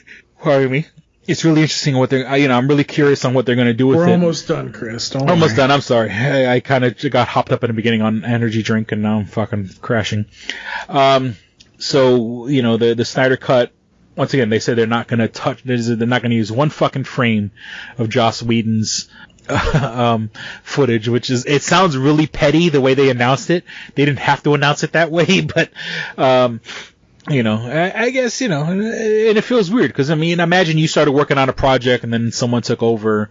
I mean, you probably get a little snippy about it also, but, I mean, you and Joss Whedon, it's a fucking paycheck. You can't get mad at Joss Whedon for taking over the project. You know what I'm saying? Like, and you threw him to the wolves, so to speak, so he had to take whatever Warner Brothers wanted him to do in the first place, and and you know what I mean, do it his way. And honestly, between you and me, I think had Joss Whedon had done this from the start, it would have been a lot better. Oh, but, I don't fault him for that. It kind of annoys me that, like, every once in a while you hear that Joss Whedon, like, what was it, Cyborg, the guy that played Cyborg was complaining that he was an asshole or something to him. Yeah. And I'm like, and then, like, a ton of people came out and were like, no, Joss Whedon doesn't do that. So I don't know. I don't know why that came out, but I mean, I heard the opposite. I mean, and it was from like Kevin Smith. Though Kevin Smith was like, he goes, "Look, I'm totally just going by third party." But he goes, he heard the opposite, that there were a lot of people who agreed with Ray Fisher, the guy who played Cyborg, and said that Joss Whedon was a bit of a dick. and like sort of just, and also, I mean, keep in mind also that Ray Fisher is not a Hollywood actor. Ray Fisher comes from the world of Broadway and musicals and plays and stuff like that. So maybe he's a bit more of a prima donna. Maybe probably, maybe he's not, maybe Hollywood, in Hollywood you get treated like shit. They don't kiss your ass. And, so, I mean, I think it's, it could be a two-way street there, but even Kevin Smith heard that, like, Joss Whedon was a bit of an asshole. But once again, it's also coming from a guy who Hollywood isn't his main, what he's known for. But this makes me very curious that, now, they did announce a Flash movie, and they said, the two things was that, both Michael Keaton's gonna be in it, and, Ben Affleck, which is really interesting, being that, they're going to tell the Flashpoint story or a version of the Flashpoint story, proving that there's a multiverse or bringing the multiverse into the DC world, because they never really addressed it in any of the other movies. So, I mean, now. They addressed it in the TV series. Yeah, they did on the TV series, which also, remember, DC series, the Flashpoint and the TV series had, references to the Michael Keaton Batman. So, this will be this movie will be the one where it connects everything. It connects the TV shows, it connects the movies. They didn't, I don't think they said anything this time, but during when they were doing it in the TV series, and what's his name showed up, they did say that. Oh yeah, the Flash from this. Yeah. They did say that the TV Flash would show up in the movie, so we'll see how that goes too. Yeah, but I mean, this will be. I mean, not to shit on the TV shows, but like to people, it doesn't exist unless it happens in a movie. So this will be like the one proving. Let me remind you of something. There are two things that DC does well: animated movies and not animated movies. And live-action TV series. That's what people say. Yeah.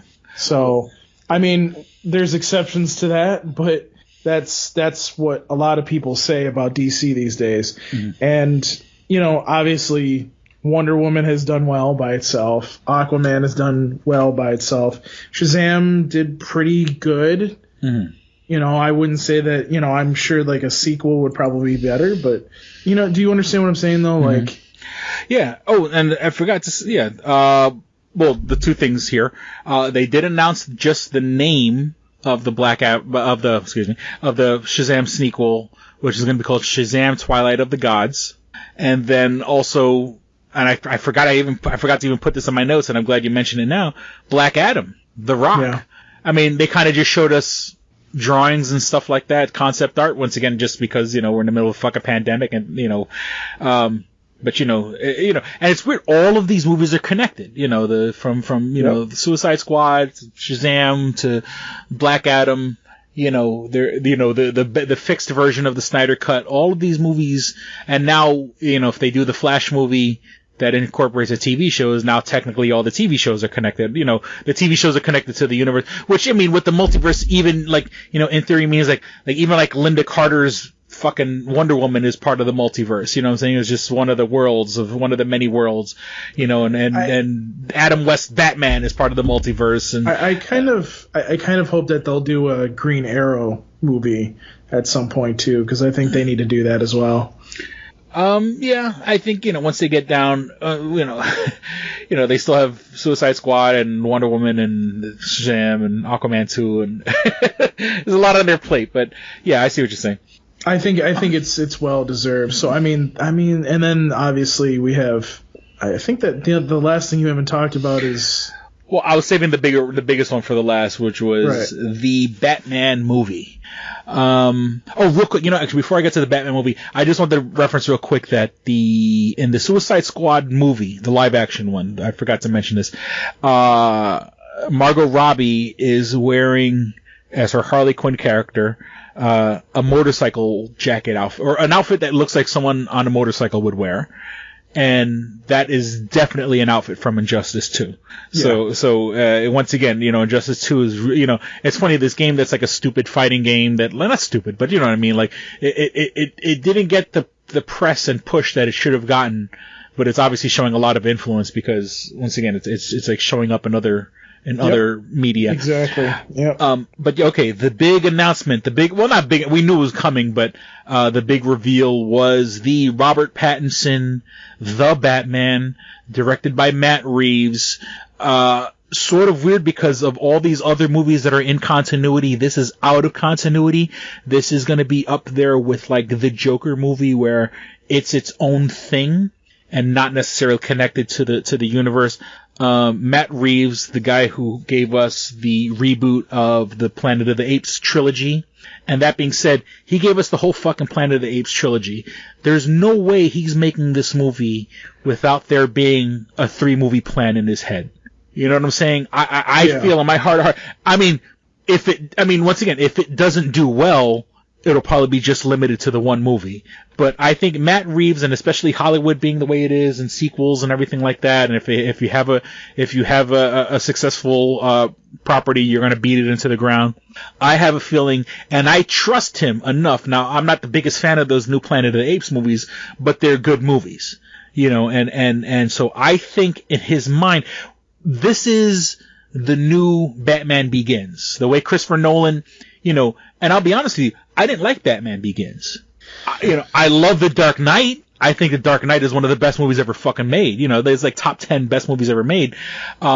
So this is his Batman Begins. This is his, where it's probably not going to be the best Batman movie or it definitely won't be the best one of his trilogy, but I have a feeling that, you know, and I like where it's going. You know, it has the Riddler, and you know, they show the Riddler. They show like this weird serial killer guy with like duct tape all over his face. I don't know if necessarily that's the Riddler. But they should have a bunch of question marks in the trailer. It's the Riddler, yeah. They had Colin Farrell as the Penguin.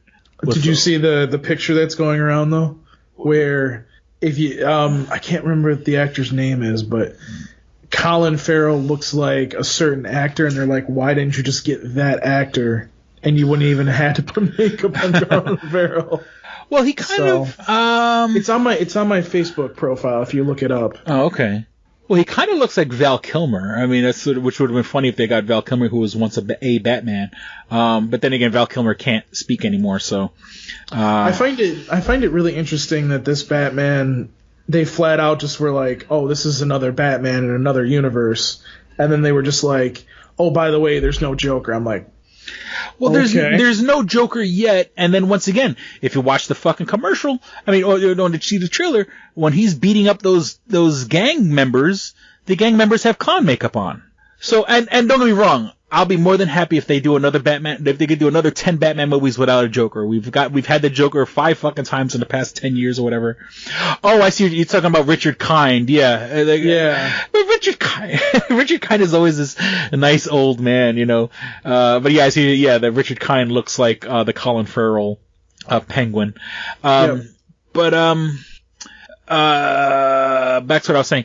I lost track of what I was saying. Well, so the one thing that you bring that up, which is interesting because that's kind of a reference to, if you remember the animated series Batman Beyond, there wasn't a Joker. Yeah, there were the Jokers. The Jokers. So it could be interesting to be like, oh, well, here's this gang called the Jokers, and there's not really anybody in charge.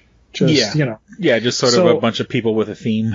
So that, I mean, there's that. I mean, that's an interesting one. And, you know, I don't know, man. I like certain parts of the Batsuit, but I'm just kind of like, I'm not. But see, like, well, one, this is supposed to be what they're calling Year 2 Batman, where it's Batman just when he's like starting to get his shit together.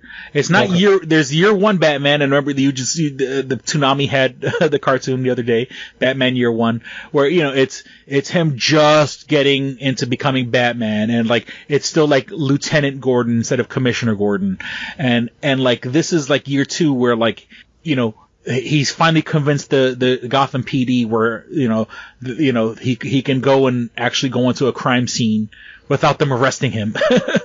Exactly. And help, he can help be a detective, for the GCPD and stuff like that. Yep. And so it's, you know, I guarantee you that, like, you know, okay, the suit doesn't look that great. If Matt Reeves gets a chance to make a second one, it's going to look better. And, you know, like, I think Matt Reeves is playing the long game on this one. And it's sort of like, start with a cheesy looking suit so you can get to the fucking, you know. By the way, I noticed, and maybe it was just me, but I felt like this Batman was taking place in, like, Europe. I mean, obviously it was being shot in Europe, but, like, from the voices that were in it so far, like, I was just like, huh. Well, Gotham was always supposed to be a combination of Chicago and New York, and, like, that being, like, New England, you know, where, you know, like, you know, it's Northeast United States, and, you know, I mean, there's people who come from England from England to New England, you know, so I think it's going to be, you know, just sort of has, you know, I see what you're saying. Yes, and it was definitely shot in England. But I think it's sort of, you know, they wanted the look of a city that wasn't New York and wasn't Chicago. It's going to be interesting to see how this one turns out. And I mean, I'll give it a chance, but I'm kind of, I guess I'm not sold on it yet. I put my trust in Matt Reeves. That's the whole thing. Like, I'm not the biggest fan of Robert Pattinson and everything like that, but I think Matt Reeves, he's playing the long game on this one. And so I'm willing to sit back and, like, give this one, you know, watch it and hopefully enjoy it. And then, like, you know what, then when we get to another movie and it's going to get even better. And then. Yeah, I mean, I kind of hope that they don't do the whole, I kind of like what they did, like what Marvel did with their Avengers version of Spider-Man. Mm-hmm. I kind of want them to do the same thing with this Batman, where they're like, yes, his family died, but we're not going to talk about that. We're just going to go straight into this. Oh yeah, and that's what this is. I mean, hopefully we're not going to get another fucking, you know, Martha scene or you know, in Crime Alley with the parents and stuff like that. Hopefully we'll just jump right into. I kind of feel bad for, like, the Joker movie, because I'm just like, how the hell do you put that? Where are you going to put that Joker? And you know what I mean? Like, you already have a Joker in the Snyder universe, so to speak. You already have. You're not going to have a Joker with this Matt Reeves one, so it's like. Yeah, I mean, well, if you really want to push the issue, you know, remember in the Joker movie, he sees Bruce Wayne as a kid. So you can't technically have, if you really want to force the issue and say these movies are connected, you know, he can.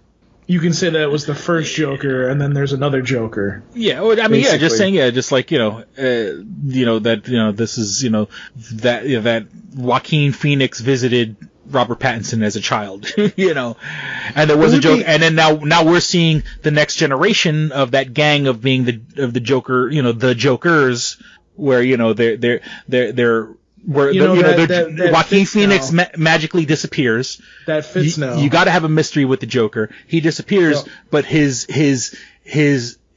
legacy lives on, and there's gang members trying to emulate that by putting on clown makeup and being. That makes sense now. That would make sense, because in that movie, people were, you know, emulating the Joker and killing other people and whatever else. So. Yeah, I mean, that would be. I mean, you could make that connection. Yeah, I think, if they really wanted to, yeah, they can force those movies to fit together. Yeah, and then you know, and then I think one of the things everyone's also super excited about, not super excited, you know, finally we get to see when Batman takes off his mask. Yes, he does have eye makeup on. Yes, he does look like a member of My Chemical Romance. Yeah, I've been seeing that online too, and I'm just like. Yeah, okay. Simmer down, it's fine. Nobody needs to. You don't need to be whatever. You're good. The one thing that I'll say real quick too is people have been making the comparison of him. Like they were already saying that Robert Pattinson would probably be a better Terry McGinnis, but they were comparing the fact that he has long hair in this trailer to being like, oh shit, he looks more like Terry McGinnis still, and it's just like, okay, all right. So yeah, and once again, I think because remember Robert Pattinson, there was a little controversy where he's like, I'm not going to work out for this movie, And he had said something to that effect, and because the guys who do the fucking Marvel movies, get the fucking super shredded. And I think once again, Matt Reeves is playing the long game where Robert Pattinson is average, and I say average for Hollywood because he's in incredible shape. But I mean, he's quote unquote average in this movie, and then as you give him more of a reason to have fucking drive and vengeance and all this other shit, by the next movie, he'll be a little more fucking jacked up, and then, by the third movie, he'll be fucking a Rock, he'll be like he'll look like the Rock, he could fight Black Adam and shit like that. And so, there's a long con here. There's a long game, there's a long game here being played by Matt Reeves. And so once again, this is the Batman Begins. And I put it like that because for me, I didn't necessarily like Batman Begins. Like I saw it and I was like, whatever, but then Dark Knight, and then Dark Knight was so good, I go back and I appreciate Batman Begins. So I think this, Matt Reeves is playing that game where he's going to make the part 2 is going to be even better. And hopefully he'll break the cycle and make part 3 even better. That we'll go back and watch the movie and like, oh man, I didn't really like the Batman, but now that now that I've seen the Batman Part 3, the Joker's Revenge or whatever the fuck it's gonna be called, oh my god, it was so fucking good, so. I don't know. That's once and I'm probably being way too optimistic about it, but I mean, I don't have much in this world, so don't take this away from me. Oh God, Jesus Christ! All right, well, I think we've said everything. So yeah, we've beaten everything to a pulp. So let's wrap this up. That's what she said. Please visit twostrangersonepodcast.net or .com. You can find links to all things show related. You can find links to our iTunes page. So if you have an iPhone, an iPad, or iPod, do people still have iPods? But I guess, I don't know. But if they don't, you can still buy them. Oh, that's right. So you can subscribe to this podcast there on iTunes, or if that's how you get your podcast. If you don't have any of those devices, you have an Android device, you can find us on the Stitcher app. That's STITCHER, the Stitcher app for Android devices, where you can put on Listen Later and available offline. So when you're out and about, I know we're still in the middle of the pandemic, but if you're cleaning your house or whatever, you don't want to kill your data and you don't want to kill your battery, you can listen to them that way. You just get them on your Wi-Fi. Every podcast worth listening to is on iTunes. You got Kevin Smith's Modcasts, you got I'm trying to think what other, Serial, all those other podcasts, and of course Paul's other baby, the Tsunami Faithful podcast. You mean Apple Podcasts? It's not iTunes anymore. Oh, excuse me. Wow, Jesus, that's how old I am. Apple Podcasts. And well, you're tired. I'll forgive you today. And then, or you can go right to the source and download them directly from our SoundCloud, our main hosting site, SoundCloud. I make all the episodes available for download. If you want to write to the show, you want to curse me out and say what a horrible, disgusting human being that I am, like our mega fan Oscar, and I checked that he has not written the show. He has fallen into COVID. Yeah, the last time he wrote us was April 27th. But if you want to write into the show, you can do so at twostrangersonepodcast@gmail.com. That's twostrangersonepodcast, all spelled out, at gmail.com. Let me see. If you want to follow us on Twitter, you can follow us at Stranger Podcasts. Really nothing there. I think it just rebroadcasts all our Facebook posts. We want your money. We need your money, and until I get out of this fucking depression, whatever the fuck's going on in my life, and I set up a Patreon or an OnlyFans or one of those deals. And let me tell you, because like I said, I follow a lot of like Instagram models and stuff like that. I'm not gonna lie, I signed up for 2 OnlyFans. This girl, Soft Queen or some shit like that, and this other one, Barbie Chula. Well, Barbie Chula is in Spanish there's a phrase papi chulo, and so she papi chula, but Barbie Chula. It's this girl. She's like Italian and Spanish, and she's really hot. and I follow her on Instagram, and I've interacted with her a couple times on Instagram and stuff like that. She's a very sweet person, but like I went on her OnlyFans, and I'm not gonna lie, you want to call me a fucking simp or whatever the case may be, you know, and it was like $6 or something like that. Like it's a lot of racy pictures, but no real nudity, and I'm sort of like. Now, mind you, this is a subscription service, so I set it up so I only have the 1 month, and because you know, once again, it's one of those deals like, yes, I could go online and see naked people anywhere, but you know, once you get to know somebody like online, like a persona, and you interact with them, you know, who doesn't want to see someone naked? But she's not naked. Like, oh, she'll wear like something like she'll wear like a mesh top, and you can see the nipples through the mesh top, but you can't, you know. I want to see titties. And so, you know, and the Soft Queen, well, that one has nudity and has sex. She's not as famous or whatever. And, she's like a foot fetish person, which I'm not a foot fetish guy, but I was curious in hers because she looks like Rey from the Force Awakens, and she's done a couple of porns where she's doing porn dressed up like Rey from The Force Awakens from Star Wars. So that's how she caught my eye. And once again, that one was like $10 a month or whatever. And I'm not gonna like she was sexy and everything like that. I'm not gonna continue to give this person money. I sort of also just did it just to see what the experience was like. But you know, I mean, one had porn, one didn't have porn. Like OnlyFans is always like what you decide to put on there. But like, you know, for both of them, you know, I could see porn for free. You know, it was just curious on, you know, I mean, I you know, it was nice to see the Star Wars porn. But you know, it's sort I'm shaking my head at you right now. It's what they bring to the table, you know, saying, and you know, I'm not going to pay to see racy photos. If I can see people a woman get 2 dicks up the ass and 2 dicks in the pussy at the same time, you know, why am I paying to see a girl's? You could kind of see her nipple through her like fishnet. You know, top or whatever. So, you know, I was curious. So what? I spent, you know, $16. I learned something about myself. And okay, so we want your money. We need your money until I can set up an OnlyFans. And trust me, if I do an OnlyFans, you're going to see my nuts. You're going to see everything. Jesus Christ. I'm gonna let you know right up front. You want to see these nuts. But you can support us by liking and sharing us on Facebook, liking and sharing this page, liking and sharing our this particular episode. Just go to facebook.com, Facebook/2strangers1podcast, all spelled out.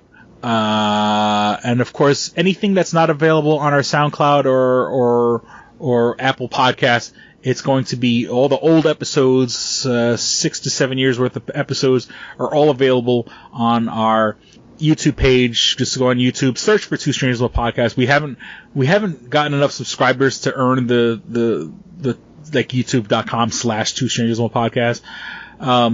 But we have, you can go and search, which would be great if you want to subscribe to that, so we can get subscribers, so we can get those numbers up also. And you can find that. You can find on our YouTube page, you can find links to my audiobook, How'd I See Itself on the Road, which is basically my second novel. There's a computer that reads it to you, but it does have music and stuff like that. You can find 3 albums worth of music from my music persona, XLNYC. And I think that's it. Yeah, I acquiesce the floor to you, sir. Yeah, enough about you.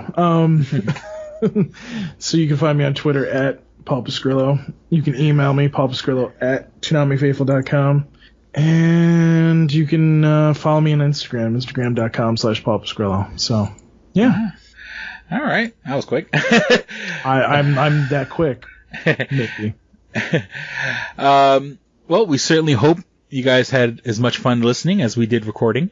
Thank you for listening to Two Strangers One Podcast. I'm Chris. I'm Paul. Don't be a stranger. Peace. We're out. Bye. You should be fapping.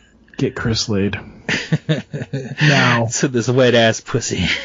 So he doesn't have to go on to OnlyFans. Oh my God. Show my nuts on OnlyFans. You're gonna get what you pay for, Nobody wants to pay for that. $6 a month. All right, here we go, man. Go ahead. You want to read Double jackpot. What is it? It is a self-published book by Christopher Cologne. Chris Cologne smells good to me. But look at her. That broke that fucking cold little exterior. He's like, hee. But it is spelled C-O-L-O-N. Him punny. But Double Jackpot is a book about a comic book artist, Eric, who is in a loveless relationship with the materialistic I feel you, Eric. Lynette. Oh, fucking. Are you sure I didn't write this? Sounds hauntingly familiar. He starts cheating on his girlfriend with a more creatively supportive woman, Nadia. Well, I gotta meet her. Where's the Nadia? There's your summer girlfriend. Summer Nadia is Nadia. Nadia? Yeah, I think Nadia is spelled with an A. All right. Both Lynette and Nadia play the double jackpot, the largest payout in lotto history, much like the recent Powerball. Both girls play his birth date as the winning numbers. Eric is now stuck between two of the country's richest women. Who will he choose? It's not that simple. This is a clever fucking idea, Yeah, man. it is. Look at her, fucking. She's impressed. I am. She got some summer reading. Christopher Cologne smells real lovely with an original idea. This is. I've never heard this before. I haven't either. This is a self-published book, much in the indie spirit as Kev's Clerks. Oh, you don't even need to name check me. This is just a good idea. You could stand on your own, man. You don't even have to be like, hey, remember Clerks? This is nothing like that. This is way more original than Clerks. This is a good idea, man. Why didn't I think of this? I need something to read. This book is part of the Comic Books, Heavy Metal, Video Games Trilogy Book 2. Odd I See, A Tale from the Road, coming soon. Right on, man. It's part of a trilogy. This is the first part. Way to write, man. He's seeking a literary agent. Motherfuckers, anybody out there? There ain't no literary agents listening to this show, I assure you, sure. Sure. I assure you, sure. But somebody know a literary agent? Hook a motherfucker up! Chris Cologne come up with an original idea. I should tell Raskin. That's a good fucking idea, to be honest with you. That's a fucking rom-com right there. Megan, get Raskin on the phone. Isn't it possible to get Raskin on the phone? No? Yeah. I want to run it past him, man. I want to, and if it happens, I get a taste, Chris Cologne. I get a whiff, if you will. The book could also be ordered on www.lulu.com. That's lulu.com. I understand that. I just want to spell it out. Normally one says it, that spells it. Still, lulu.com. What is that? Do you know what it is? I don't know. All right. The book could also be ordered on www.lulu.com. Search for Double Jackpot Christopher Cologne. A paperback version of the book is $15, and a PDF file is only $5. $5 is Yeah. insanely inexpensive. 15's not even that bad for a paperback version. No. This is $1 million idea right here. Like a movie about a dude who fucking is stuck between two chicks, both of who play his birthday and win the lottery. Come on! I can see that trailer. Chris Cologne is on to something. Nobody else can smell it but me. I'll read it. Thank you. I'm going to make that smelly joke. I know. You're trying to get me to laugh again. It worked once. Double Jackpot is a self-published book by Chris Cologne, man. It's the first book in his Comic Books, Heavy Metal, Video Games trilogy. Book 2, Odd I See, A Tale from the Road, should be coming out soon. Get all the information at Chris Cologne, like a motherfucker. I will his totally book, read this. Double Jackpot. I'm serious. I'm going to recommend that to fucking Raskin. How is that not a movie? You know what I'm saying? This could be a sexy movie. You could do an R-rated version. There could be nudie in it, and you could show them fucking both chicks. Maybe a little penetration. Maybe a butthole shot. No butthole, no care. I would like to formally apologize to Christopher Cologne right now. No, sex sells. Chris Cologne will appreciate that. He's like, thanks for throwing a few buttholes in there, man. Don't forget to check out twostrangersonePodcast.net, your one-stop resource for everything show-related. You can find links to subscribe to us on iTunes or on Stitcher. You could also find links to buy my book, Double Jackpot, on twostrangersonePodcast.net. Fuck you, fuck you, fuck you. You're cool. And fuck you, I'm out.